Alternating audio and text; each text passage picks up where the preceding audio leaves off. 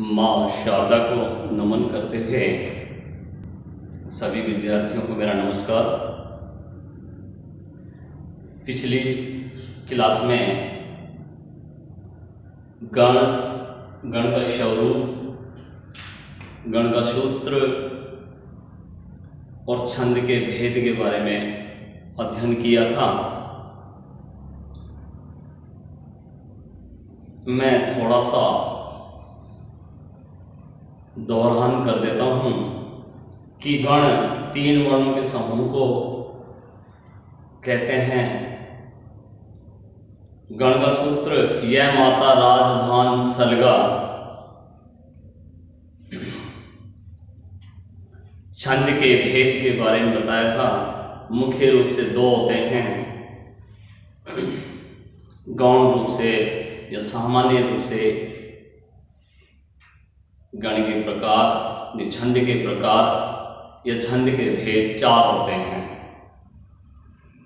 मात्रिक छंद, वर्णिक छंद, मुक्तक छंद, उभय छंद। इनमें 2 मुख्य रूप से हैं, मात्रिक एवं वर्णिक।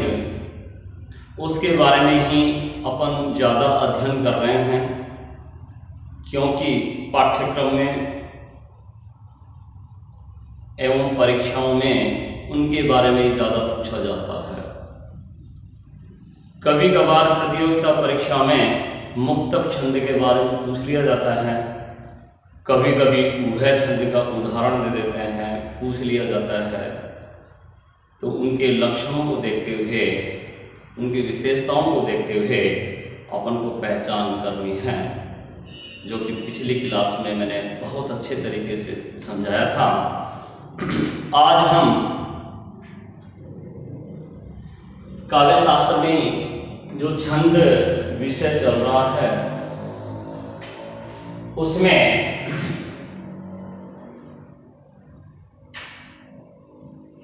मात्रा लगाने के जो नियमों के बारे में पढ़ेंगे कि छंद को सिद्ध कैसे करें, मात्रा कैसे लगाई जाती है। वर्णिक छंद में तो वर्ण गिने जाते हैं, तो वर्ण की तो कोई इतनी विशेष महत्व नहीं है जिस प्रकार मात्रा का महत्व है, क्योंकि मात्रा लगाने के ये मैंने 8 नियम बताए हैं। उनको बारी बारी से अपन सिद्ध करते हुए चलेंगे, तो मात्रा लगाने के मुख्य नियम सीख जाएंगे। जब मात्रा लगाना सीख जाएंगे तो ये समझ लो कि हम छंद को सीख गए, छंद बनाना सीख गए, छंद की पहचान करना सीख गए। सबसे पहला नियम है कि स्वर व्यंजन की मात्राएं, स्वर व्यंजन की मात्राएं। कहा जाता है कि मात्राएं स्वर की मानी जाती है, व्यंजन की नहीं। जैसे एक उदाहरण है ज्योत्सना। ज्योत्सना शब्द में मात्राएं 4 है। वो कैसे? ज प्लस य प्लस ओ प्लस तय हलंत आधा तय प्लस स हलंत यानी कि आधा श प्लस न प्लस आ। अब इसमें ओ आ रहा है और आ रहा है, इनकी 2 मात्राएं हो गई। 2 + 2 बराबर 4 मात्राएं। बराबर कितनी होगी? 4 मात्राएं। अर्थात हमने ये सिद्ध कर दिया कि मात्रा स्वर की मानी जाती है, व्यंजन की नहीं।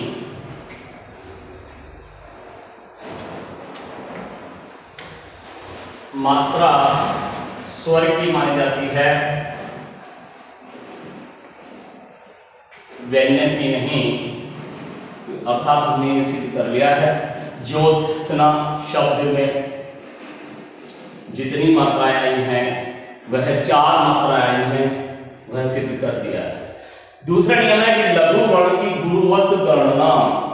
लघु मतलब छोटा, ह्रस्व, और गुरु मतलब दीर्घ, उसकी गणना कैसे की जाती है। उदाहरण स्वरूप हम देखते हैं कि सत्य, कर्म, वज्र, यहां पर सत्य में स, कर्म में क तथा वज्र में व की दो दो मात्राएं मानी जाएगी, क्योंकि ये क्रमशः आदत है। ये मैं को बर्रा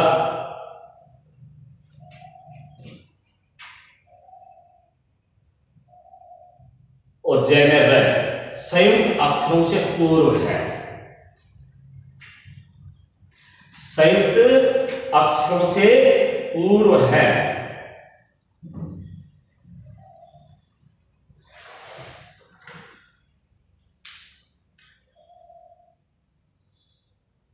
संयुक्त अक्षरों से पूर्व है।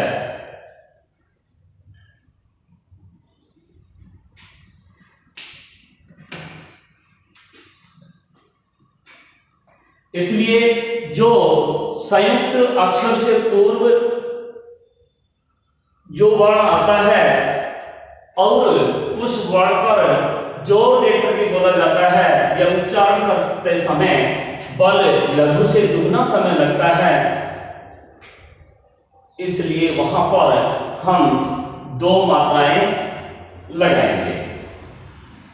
संयुक्त अक्षर से पूर्व होने पर, संयुक्त अक्षर से पूर्व होने पर अर्थात वही हो गया कि संयुक्त अक्षर से पूर्व में लघु उच्चारण में यदि दुगना समय लग जाता है, जैसे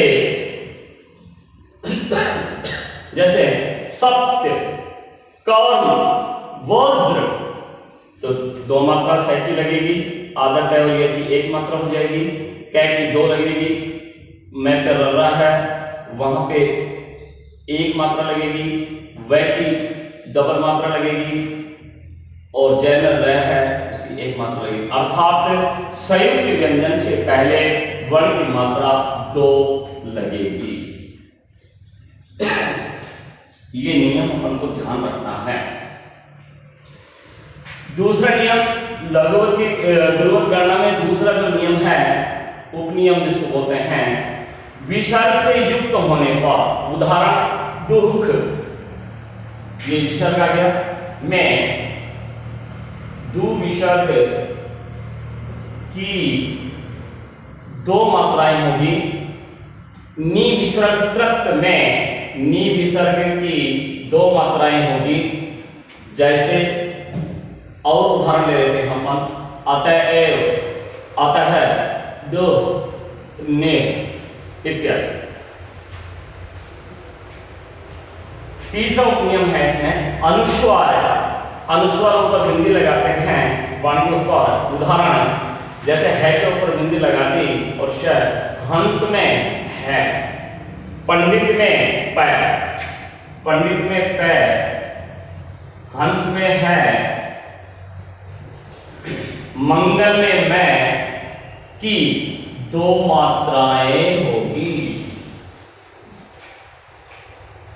कहने का भाव है कि कहीं भी अनुस्वार आ जाए उसकी दो मात्राएं होगी, दो गिनी जाएगी, क्योंकि समय दुगना लगता है। बोलते हैं जब हंस, पंडित, मंगल में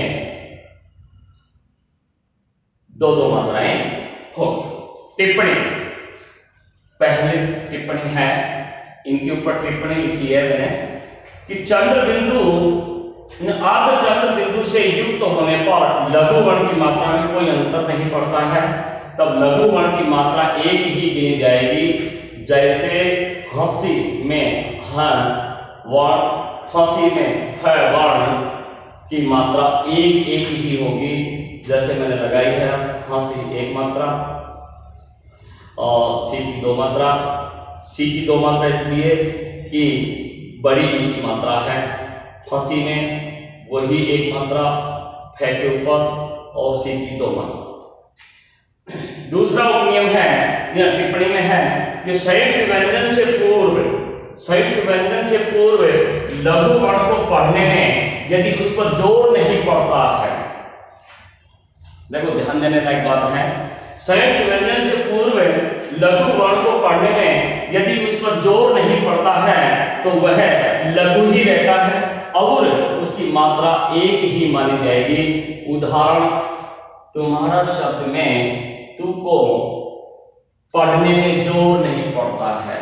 तुम्हारा, तुम्हारा कोई जोर नहीं पड़ रहा है, इसलिए। और आगे मैं और आधा मैं और हा है वो संयुक्त है, उससे पहले यदि जोर नहीं पड़ रहा है। कहने का भावार्थ है इसमें एक बात का विशेष ध्यान रखना पड़ेगा कि उच्चारण करते समय अगर बल लग रहा है तो बड़ी मात्रा हो जाएगी, अगर नहीं लग रहा है तो वो छोटी मात्रा हो जाएगी। तो उदाहरण, तुम्हारा शब्द में तू को पढ़ने में जोर नहीं पड़ता, या यूं कहें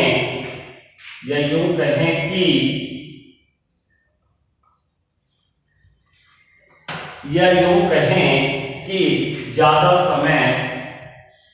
ज्यादा समय नहीं लगता है तो उसकी एक ही मात्रा गिनी जाएगी या एक ही मात्रा होगी।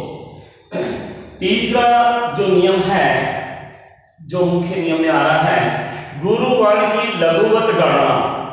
गुरु वर्ण की मतलब दीर्घ वर्ण की लघु मतलब ह्रस्व में गणना कैसे होती है? निम्नलिखित स्थितियों में गुरु वर्ण लघु गिना जाता है। ए और ओ वर्णों का उच्चारण जब हम ह्रस्व अर्थात एक मात्रा का हो।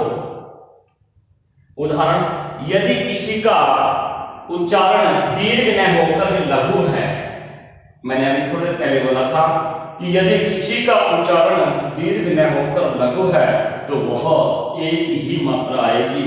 जैसे करत जो वन सुर नर मुनि भावन, यहाँ जो का उच्चारण जू के सदृश है, मतलब जू के समान है। करत जो वन सुर नर मुनि भावन, यानी कि जो का जो उच्चारण है वो जू के समान है और जू छोटा है, छोटे की मात्रा है, तो यहाँ एक मात्रा हो जाएगी क्योंकि यहाँ पे जोर भी नहीं पड़ रहा है। करत जो वन सुर नर मुनि भावन, ठीक है, इसलिए सदृश्य है, जू के सदृश्य अतः जो की लघु मात्रा, जो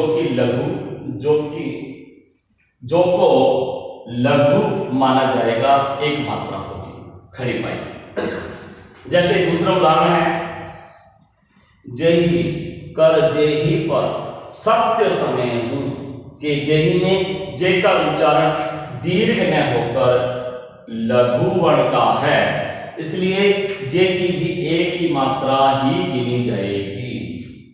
जैसे मैंने लगाई है, जे एक मात्रा लगाई है, एक मात्रा, एक मात्रा, एक मात्रा, जे एक मात्रा, एक मात्रा, एक मात्रा, एक मात्रा। सत्य जो अभी ऊपर बताया था मैंने नियम कि संयुक्त व्यंजन से पहले आ रहा है उसमें जोर लगता है तो बड़ी मात्रा आ जाएगी, तो बड़ी मात्रा लगा दी है। सनेह में छोटी मात्रा है, ने में बड़ी मात्रा है, हूं बड़ा है, बड़ी की मात्रा है, इसलिए वह बड़ी मात्रा है। कि जेही में जे का उच्चारण दीर्घ न होकर लघु वर्ण का है, इसलिए जे की भी एक ही मात्रा गिनी जाएगी। निष्कर्ष अर्थात कहने का भाव यह है कि वर्णों का गुरुत्व या लघुत्व उनके उच्चारण पर निर्भर है।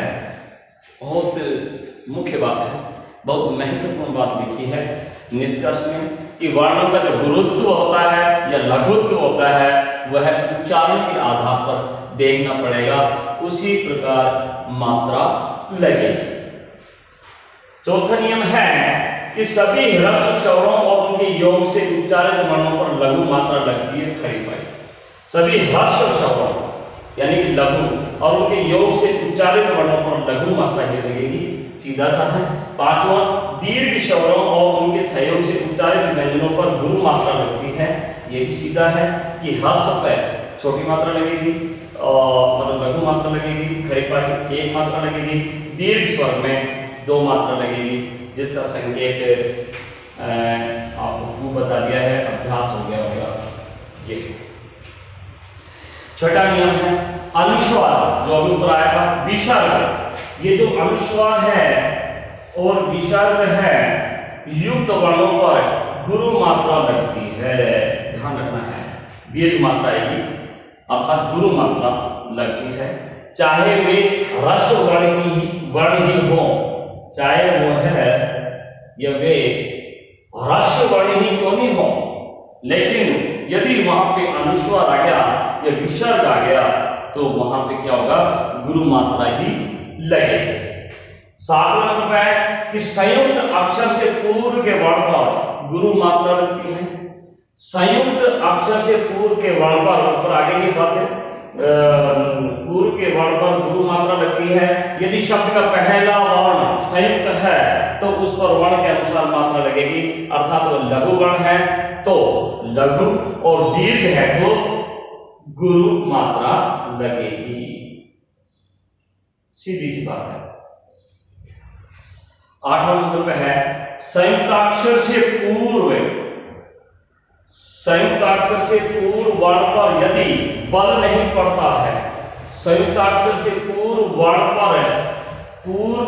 पर यदि बल नहीं पड़ता है तो उसकी मात्रा लघु ही रहेगी।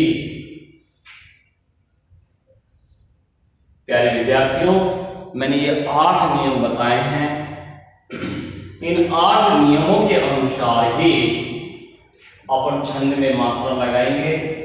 और यदि इन नियमों को यदि आपने ध्यान से देख लिया या पढ़ लिया या इनका अभ्यास कर लिया तो मैं ये कह रहा हूं कि कोई भी छंद आ जाए, कोई भी छंद का उदाहरण आ जाए या परीक्षा में कैसा भी कुछ भी आ जाए या प्रतियोगिता परीक्षा में कैसा भी आ जाए तो अपन उसको सिद्ध कर सकते हैं, हल कर सकते हैं।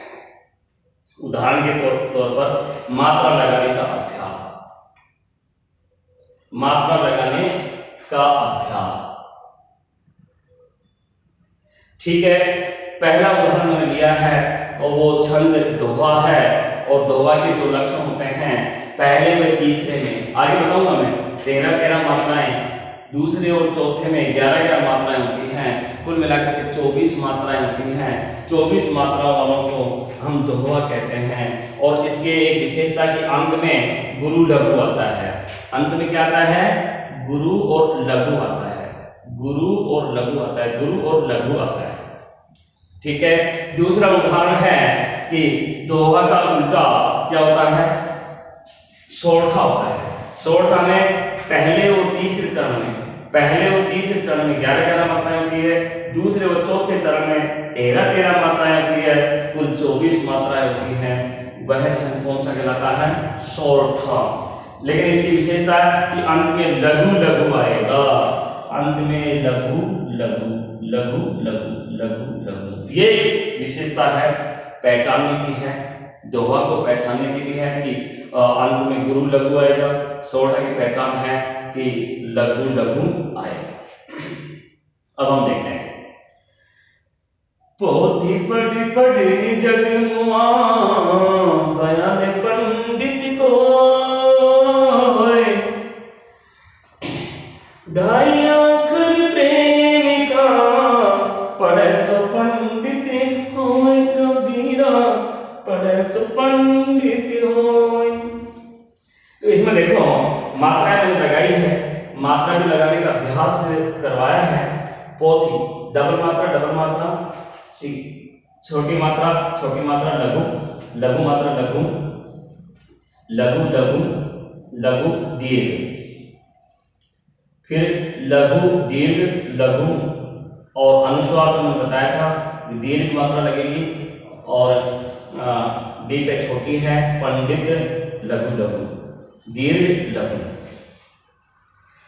इसमें सीख लिया है 2 2 4 5 6 7 8 9 10 11 12 13 मात्राएं होंगी और इधर 11 मात्राएं होंगी।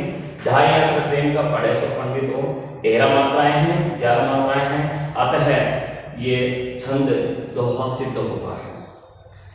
जो सुमिरत सीधी होए, गणनायक करिवर बदन, करम अनुग्रह सोए, बुद्धि राशि सुख गुण सदन। इसमें देखो 11 मात्राएं आ रही हैं इधर और इधर 13 मात्राएं आ रही हैं। मात्राएं जो सिंगल मात्रा लगेगी, जो मैंने अभी ऊपर नियम बताया था कि जोर नहीं पड़ रहा है, और यह जू के समान होता है, जू छोटा होता है इसलिए छोटी मात्रा आएगी। सुमेलित सिंगल सिंगल सिंगल यानी कि लघु लघु लघु, और दीर्घ लघु दीर्घ लघु, और लघु लघु दीर्घ लघु लघु, लघु लघु लघु लघु मात्रा लघु लघु लघु। ठीक है, ऐसे ही इसमें लघु लघु लघु, लघु लघु दीर्घ लघु, दीर्घ लघु, लघु दीर्घ दीर्घ लघु, लघु लघु लघु लघु लघु लघु लघु। इस प्रकार की मात्राओं का अभ्यास करना पड़ता है।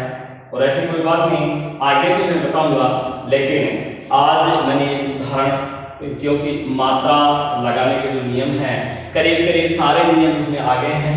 एक दो जो अगर नियम बच गए होंगे तो आगे के जो उदाहरण आएंगे जब हम छंदों को सिद्ध करेंगे, जैसे अभी दोहा सोटा सिद्ध किया है, गीतिका रिगीतिका रोला उलाला, यानी बहुत से छंद हैं, वाणी छंद भी है, कुंडलियां सवैया हैं, है ना, तो उनको जब सिद्ध करेंगे तो आपका अभ्यास हो जाएगा, बहुत अच्छा अभ्यास हो जाएगा। आज तो इतना ही सीखें, और ये जो 8 नियम हैं इनको आपको ध्यान में रखना है।